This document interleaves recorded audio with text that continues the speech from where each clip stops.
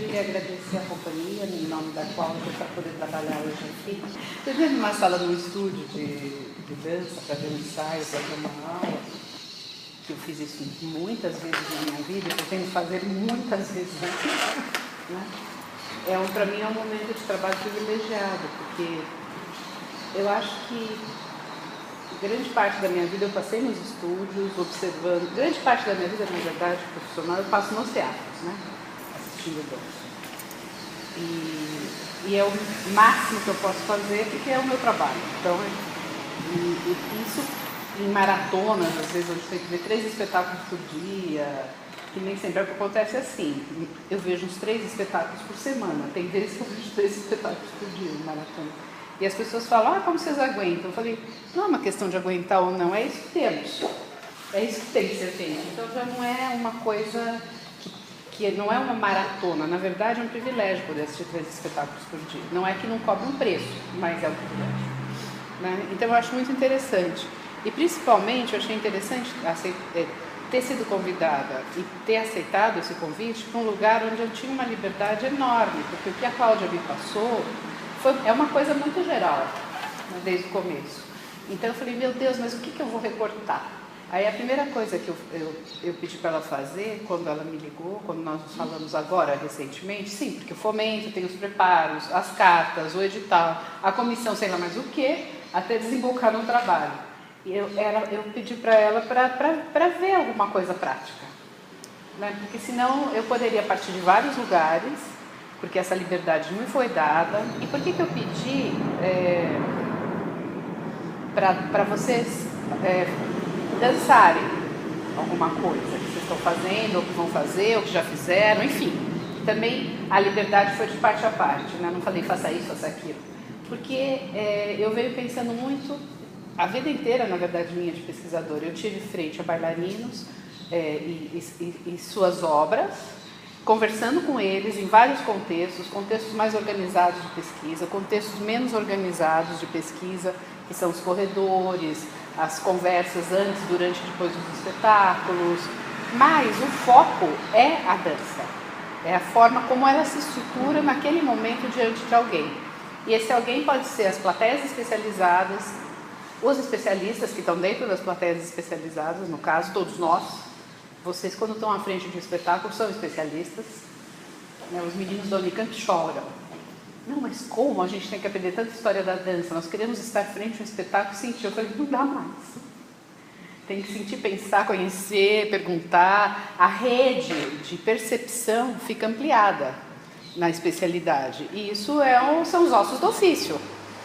Não é possível que você esteja numa universidade, numa escola e continue, ou numa escola de dança, como uma escola de dança em São Paulo, ou qualquer outra, e continue a assistir os espetáculos da mesma maneira quando você era uma plateia não especializada. É impossível. Porque a rede de percepção amplia, se adensa e se alarga, de certa maneira. E hoje vendo vocês, primeiro fazendo a aula, né, todos, elenco masculino e feminino, os elencos, que é um elenco só. E depois o roda de... Eu sempre chamo de fogo, mas não é. O meu já... Fogo é depois da prova. Eu sei, mas eu já botei fogo nesse espetáculo. Lembra? Eu sempre né? Eu já divulguei, inclusive, roda de fogo. Daqui a pouco eu estou divulgando como roda viva. Né? Então, quando eu vi o roda de pólvora, eu pensei na rede de informações que a gente acessa para assistir dança. Que um espectador, especializado ou não, de vários lugares, ele mobiliza uma rede de percepção que é o que você está recebendo junto com tudo aquilo que você tem para receber. Que percepção é isso, né? A percepção, ela não se dá só ali no momento. Na hora que você está ali, é como se toda a rede que você tem de informação até aquele momento se mobilize em função daquilo que está vindo. Então é a percepção nesse sentido, a percepção no sentido de margem, né? E a percepção construindo um conhecimento, que em dança se constrói no corpo. Então é uma comunicação de corpo a corpo. E por isso que às vezes é tão complicado para as plateias de dança, principalmente aquelas que talvez nunca viram, que não estão muito afeitas, a entender do jeito que eles querem entender o que está acontecendo. Então, aquela série de questão. Mas o que significa isso? O que vem depois? Como se fosse impossível você calar aquilo no corpo, e já teve um significado. Até o significado da repulsa, da inquietude, do não entendimento, tudo isso já é significado. Mas é legítimo que eles perguntem. E é legítimo, inclusive, que eles comecem essas plateias, eu também, enquanto plateia especializada, na medida que tem uma rede de percepção minha, a partir do meu vocabulário, que se estabelece em conjunto com a rede daquilo que está sendo emitido, eu começo a buscar referências. Aquelas que eu tenho e aquelas que me foram dadas por uma obra de dança, naquele momento, do seu contexto. Então, o que é roda de pólvora? Começou assim, começou assado, era homem. Eu perguntei, cadê os meninos? Não, agora é mulher. Quer dizer, eu não tinha essa informação antes, eu tive depois, mas isso já começou a processar. Então, é legítimo que a gente levante, né, as possibilidades de conexão. Eu trouxe a proposta de falar sobre a dança, invenção, construção, performance, enigmas. Porque, e aí, então assim, é dança, é a invenção, a construção, a performance, que é parte da difusão, e os enigmas. E parte dessa coisa com qual eu introduzi, como se apreende uma dança, essa intensa rede de percepção, e é por isso, voltando à questão da Brasilândia, que os meninos só ficaram calados dos seus próprios, pelo menos oralmente, porque a cabeça continua. A gente não fica parado vendo uma dança. Se a gente está em silêncio, não significa que a gente está parado. Tem coisas, milhares de coisas acontecendo, inclusive corporais. Hoje na aula foi hilário, porque assim, eu tinha feito um alongamento, de repente vocês estavam fazendo uma coisa com... Tudo bem que eu tenho muito conteúdo corporal, mas vocês estavam alongando o pescoço, meu pescoço fez tec. Falei, nossa, está acontecendo automático. E a Cláudia hoje falou assim, bom, então vocês façam a técnica pensando em como vocês vão dançar. Um enigma. Por mais que seja conhecido isso de todo mundo, o que ela chamou de técnica, que eu não sei o que é, mas assim, o que ela chamou de dançar, que eu também não sei o que é, para cada um aquilo vai ser uma resolução, o desafio de resolver aquele enigma como um quebra-cabeça mesmo, naquele dia, né? Que é diferente, não é? Todo dia.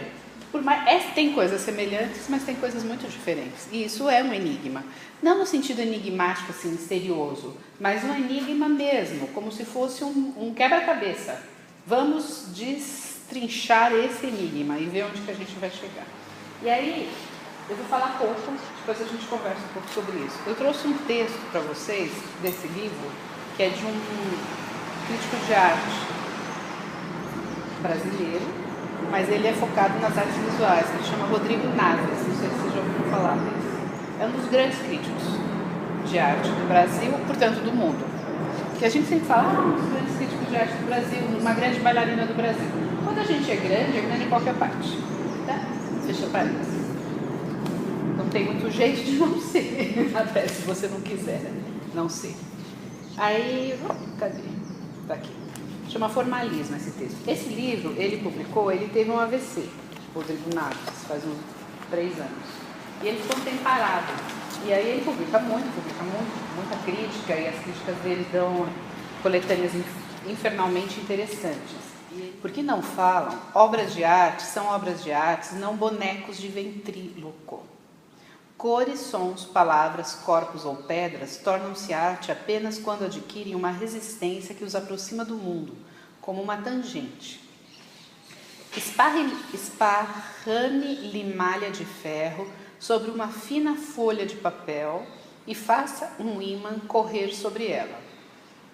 Tão logo o contato entre eles cesse, o desenho realizado na superfície do papel se desfaz. Algo semelhante ocorre com a arte. A atração que pode reestruturar a realidade não advém de um processo de subtração, de um significado que supusesse um despojamento de tudo que a torna diversa de um conceito, por exemplo. Ao contrário, assemelha-se mais a um processo de fermentação. Por acréscimo. Não se chega a uvas a partir do vinho, mesmo que os procedimentos para a sua obtenção sejam seguidos passo a passo, de trás para frente. Há, porém, quem as ame feito Quem ame as uvas, mesmo aquelas feitas de cera. Olha que coisa complexa. Então, o que ele está falando aqui? Né? Depois eu vou passar para vocês, aliás, vou passar já. Porque como são aforismos, é difícil de ler. Era melhor eu ter trazido xerox para vocês lerem em silêncio. Que assim, primeiro, porque as obras de arte não falam, entre aspas, que elas falam o tempo todo, elas não são obras de arte, não bonecos de ventrílogo. Ou seja, você não pode colocar uma mãozinha na obra de arte e ficar falando por ela. Né? E, ao mesmo tempo, é muito difícil transformar o vinho em uvas. Você pode transformar uvas em vinho e beber o vinho, mas o processo que faz com que as uvas se transformem em vinho é irreversível. Porque aí você não pode transformar o vinho em uvas. E por isso que ele fala do processo de fermentação e não do processo de vamos somando e depois a gente transforma isso, a gente pode subtrair, dividir e chegar à sua origem. E aí isso é a última coisa que ele fala, mas no meio tem essa metáfora linda de uma folha de papel vegetal com limalhas de ferro que você vai passando um ímã por baixo. Quando você tira o ímã, aquilo não é mais o desenho que ficou no papel vegetal. É um bando de limalha que você faz assim e some. Então, e eu trouxe esse texto, e eu trabalhei esse texto com uma outra companhia também, porque a dança tem muito a ver com isso. Vocês são concretos, como ferro, como aço, mais aço do que ferro, porque o aço é mais maleável, tem resiliência, é concreto, mas tem alguma coisa que quando acaba, parece que não fica em lugar nenhum, que é essa questão da limalha de ferro sendo conduzida no papel vegetal pelo ímã, né? Então tem 3 coisas aí que a partir desse texto que eu queria trabalhar. Primeiro, apesar das obras de arte não falarem, porque elas não são bonecos de ventrílogo, sim, podemos falar sobre elas. Só que elas não estarão falando por quem fala sobre elas, porque elas falam por si. E devem falar por si. Né? Depois, tem uma questão na obra de arte em si, que é o que ele chama de processo de fermentação, que faz com que a gente possa até sacar todos os procedimentos da construção dessa obra de arte que levaram, de novo com a metáfora que ele falou, a uva ser transformada em vinho. Sendo que essa uva foi plantada num tipo de vinho, um tipo de solo, com um tipo de sol, buscando-se um tipo de insolação, um tipo de irrigação, um tipo de poda. Então tem toda a parte anterior, quando você chega para a uva. A gente pode decupar tudo isso, mas quando ela chega lá, esse vinho, para ser vinho, ele será vinho e não vai dar mais para voltar para trás. Podemos fazer uma sangria, podemos fazer várias coisas, até vinagre com isso, mas voltar para a uva não vai dar, nós temos que ter outras uvas. E que é isso que é uma coisa interessante, e que muitas vezes a gente vai ver espetáculos de dança e você fala assim, não, mas isso aqui é mais processo do que obra final. Geralmente quando se apresenta um processo, é que a gente ainda está podendo não, é que se pode decupar. E ainda não chegou a isso que ele chama de fermentação, mas que acho que é uma palavra entre muitas, que é o porquê que é dessa maneira e não vai dar para refazer mais o percurso para trás. E isso é um enigma. Isso vocês fazem, os artistas. Aliás, querem fazer. Né? É quase uma meta. E quando se chega, a gente que está assistindo sabe e quem está fazendo sabe. Mas aí a coisa é enigmática. É um desafio a gente estar na frente de um espetáculo em que você fala assim, olha, não estou entendendo muito bem, mas é muito bom. Né? São coisas muito diferentes ou esquisitas, mas é interessante, porque você vê que ali teve uma construção interessante das uvas e que chegou nesse vinho, mas você fala, mas como é que isso aconteceu? Não sei. Aí você vai perguntar para os artistas, como isso aconteceu? Eles falam de todas as etapas, de tudo que aconteceu para chegar lá, mas tem um momento que aquilo toca um enigma que a gente não sabe qual é. Assim como a plateia é tocada por esse enigma. E atrás desse momento de suspensão que os enigmas propõem, é que a gente está. Né? É uma coisa muito visceral, por um lado, Mas pode ser bastante delicada, mas pode ser bastante pontual, pode ser bastante intensa e pode ser variada, porque, volto a dizer, a rede de recepção e de invenção da dança, ela mobiliza a gente, e gente às vezes é diferente entre si, ainda que todos nós estejamos partilhando o mesmo tempo histórico. Como que a gente inventa uma dança? E como se inventa alguém como alguém de dança? Da onde que surge uma ideia da dança? Então, vocês viram isso? A beleza, a fundamentalidade e a fragilidade dessa descoberta? Dança é o meu negócio? Mas se assemelha à beleza, à fundamentalidade e à fragilidade de qualquer descoberta, de qualquer métier. Porque o menino fala assim, não, eu quero ser, sei lá, cozinheiro.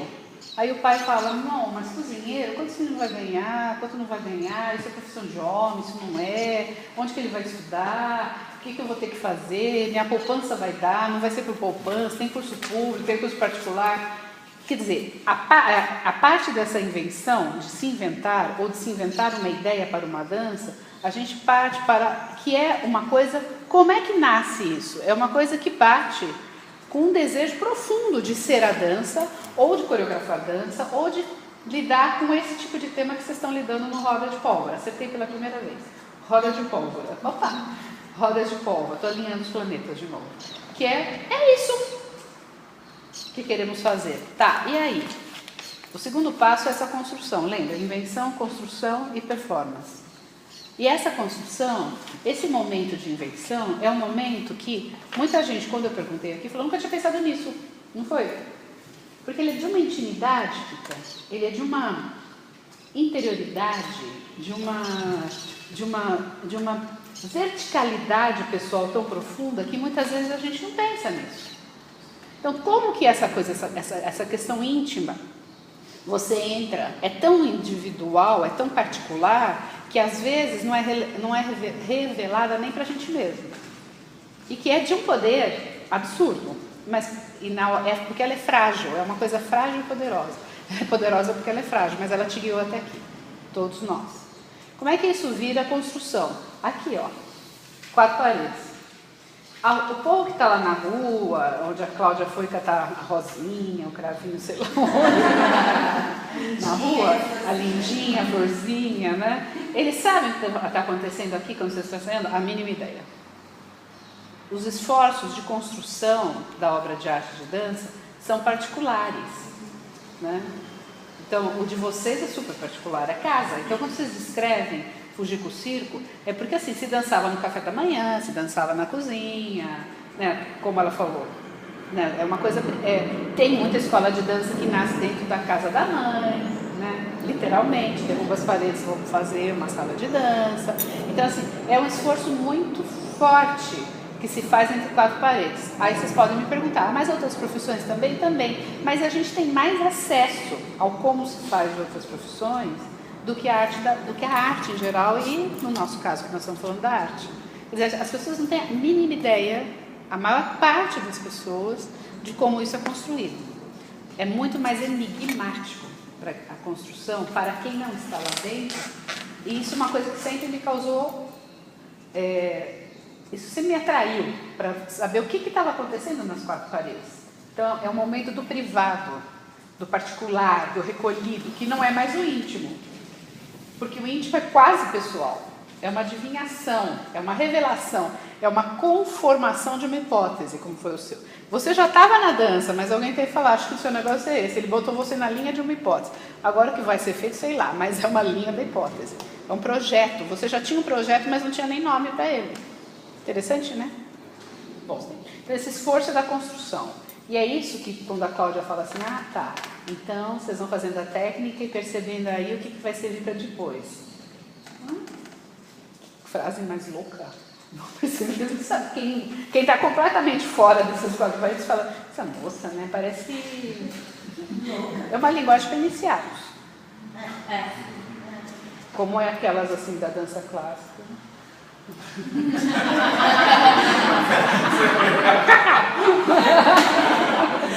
Coisa assim. E o Balanchine, eu me lembro, a primeira vez que eu vi um filme de ensaio dele, chamava aquelas bailarinas que só de perna bate no meu ombro, mais ou menos. Se não bater aqui, a perna das moças. Aí ele conversava, não tinha o que eles estavam conversando no filme, e era uma coisa assim. Aí saía aquele casal, fazia aquele padedê, subia pelas paredes. Eu falei, nossa, que é uma coisa mínima aqui. Vá! Saiu voando. Quer dizer, é uma linguagem para iniciados e que se faz entre 4 paredes. Todas as profissões têm? Todas as profissões têm, cuidado. Mas em arte é uma coisa que...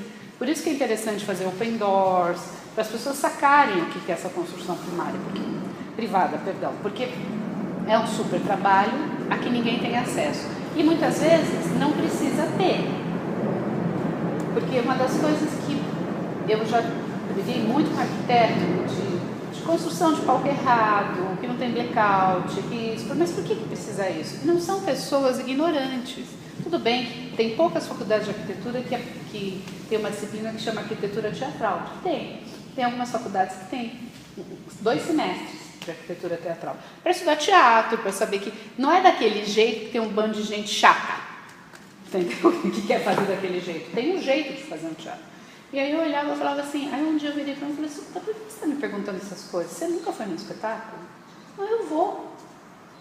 Mas você já viu que tem que ter blackout? Quer dizer, não é que tem que ter. É bom que tenha, porque tem... A maior parte dos espetáculos roda assim, que é mais barato se apresentar em palco do que montar o mesmo espetáculo em vários lugares diferentes cada vez que você... Né, como jogar, igual a Cláudia me descreveu uma coisa no espetáculo, não sei se vocês foram em Manaus, que você foi, que não podia ter fogo nem areia, nem... o espetáculo tem água e vela. E não podia ter. E vocês mudaram para pipoca E flor. E flor. Quer dizer, é o mesmo espetáculo? Não é. Não. Né? Então, assim, como é que é? É uma maturidade sua que você queira que tenha vela em água? Não. Né? Mas aí virou outra coisa, virou uma outra cena. Bom, aí eu perguntei para ele, aí ele me deu um estalo, eu falei, ele nunca prestou atenção nisso, porque ele está tão louco, ele está tão ligado na arte, que ele está nem aí. Que tem gente que está fechando a cortininha, que tem gente que está pagando fogo, que tem gente que está garantindo que não entre a argila do corpo dos bailarinos no encanamento do teatro, que realmente é difícil se entupir o encanamento do Teatro da Paz. Né? Quanto custa uma produção que depois vai ter que contratar um roto-router para desentupir? É uma pós-produção que não tem, entendeu? E não precisa ter. Né? Eles arranjaram, eles tomavam banho de uma piscininha de criança? Então, eles tomavam todos os banhos lá, e aí a piscininha jogava, tinha um cano, que era que nem uma mangueira de bombeiro, até aquela mangueirona, jogava na rua, que ia para o esgoto, né, direto, não passava pelo encanamento. Quer dizer, são soluções que a produção tem que pensar. Só que quem está assistindo não está pensando nisso, porque, voltando à questão aqui, a construção da realidade por uma tangente é tão potente que ninguém está nem aí. Nem um arquiteto que tem que construir o teatro está aí, porque ele não sabe que para aquilo acontecer tem esse esforço privado. E é nesse esforço privado entre 4 paredes onde se organiza a formação, o embate da criação e os padrões da ética, porque ensinar, seja a criação, seja como dança e como você se forma para a dança, é um embate cotidiano. E é ética no sentido do combate, não é ética no sentido dos valores universais que todo mundo tem que ter, mas é a ética no sentido do combate, até onde eu vou e até onde você vem, e aí aonde que a gente vai construir junto. É a ética da sala de aula, e é onde se ensina a ética, e é uma ética que, como tem cada vez menos professores, que é uma coisa que eu e a Cláudia sempre discutimos, está sendo um pouco o que eu percebo. Quando junta muito bailarino para falar de dança, fora da sala de aula, em outros lugares, essa ética é um pouco esquecida, porque ela não está sendo muito realizada na sala de aula. Esse embate, eu vou até lá, a sua função é essa, e você vem até cá, a minha função. E o que nós vamos construir junto? Sem querer aniquilar. Porque educação não é aniquilamento, é uma conversa em permanência para construir. Não adianta aniquilar. Cedo ou tarde, aquele bailarino vai cair fora, vai se machucar, vai para um festival, vai ganhar, mas nunca mais vai voltar para a sala de aula. O que se faz é uma negociação dentro de uma sala de aula. E essa sala de aula, em especial, que é a sala da CIA Danças, é uma negociação à maneira moderna. Então, ela é muito mais, digamos assim, aí sim, por princípios da ética universal, ela preserva o valor da individualidade de cada um. Então, a ética não é assim, vamos deixar a ética moderna, não é assim, vamos deixar todo mundo fazer o que quer, não é isso. Mas é a possibilidade de um protagonismo individual dentro do coletivo. A garantia, na verdade, não é a possibilidade. É a garantia desse protagonismo individual dentro de um coletivo. E a ética do embate, que é uma coisa que eu acho que a gente tem que recuperar politicamente. Não só nos encontros dos bailarinos, quando junta muito bailarino para discutir dança, e tem se juntado cada vez menos para discutir dança, mas está se juntando cada vez mais para discutir sobrevivência e grana. Não vou entrar nesse mérito, porque também precisa. Mas arte mesmo. Mas a discussão do embate que vale a pena, não está sendo feita, no meu entender, fora da sala de aula. Primeiro, porque tem muito pouco sala de aula, porque essa questão de ninguém faz aula, quase. E dentro das companhias, menos ainda. Se faz trabalhos criativos, cênicos, fomentados ou não, se faz. Mas também essa coisa do embate ético entre quatro paredes, onde você vai até um ponto e o aluno vem até um ponto, ou o intérprete vem até um ponto frente ao criador, e se cria um outro espaço, não está acontecendo quase em parte nenhuma da política brasileira. Porque as pessoas querem fazer valer o que elas acham e nunca recuam. E a gente perde a oportunidade de construir espaços novos. E que é uma coisa, essa é a ética do embate dentro da sala de aula e é dentro da construção, porque se não tiver essa, não dança. Em algum momento isso aqui tem que ser preservado. Então essa construção é onde a gente aprende ética dentro da sala de aula. E é gozado, porque se aprende a ética entre quatro paredes. Né? Talvez por isso que a gente, que a classe da dança às vezes não consiga ultrapassar as quatro paredes para trabalhar com essa questão desse embate. Um embate que vale a pena, lógico. Sempre vai ter briga, mas que tenha uma espécie assim, qual é o meu papel, qual é o seu papel, e vamos construir alguma coisa de verdade no miolo dessa situação. E finalmente a questão quando vai para fora das quatro paredes, que aí é o palco. Palco, ou sala de aula, ou sei lá, é o lugar da cena, é o lugar do teatro. Não só o teatro, como a Cláudia falou, que meu lugar é o teatro, mas é o lugar que ali se arma o vinho, que tem uma fermentação suficiente, aquilo ali, para aquilo estar posto e ser bebido. E não enfim, tem a questão do processo, todo mundo fala, não, mas aqui nós estamos fazendo o processo. Eu falei, não, a gente sabe, a gente conhece o processo. Não precisa avisar que isso é processo. Né? Mas quando está lá, está lá. E aí a gente vai analisar aquilo como vinho, Eu não posso ficar correndo atrás da tina, do pé, que amassou a uva, da uvinha mais ou menos amassada. Quando eu estou lá, eu estou vendo, eu estou para ver o vinho. Principalmente quando a gente compra ingresso, certo? Opa! Mas ao mesmo tempo o processo dá outras coisas. Não é que eu estou querendo dizer que o processo não tenha função na arte e nem junto às plateias. Tem. A gente precisa de artistas quase que heróicos que trabalhem com isso para mostrar para as crianças e para os jovens que a vida é um processo. Só que isso não pode estar no lugar do espetáculo. Aí tem que procurar outros formatos para os processos. Porque o processo tem essa questão de dar a conhecer como funciona e que a vida é um processo.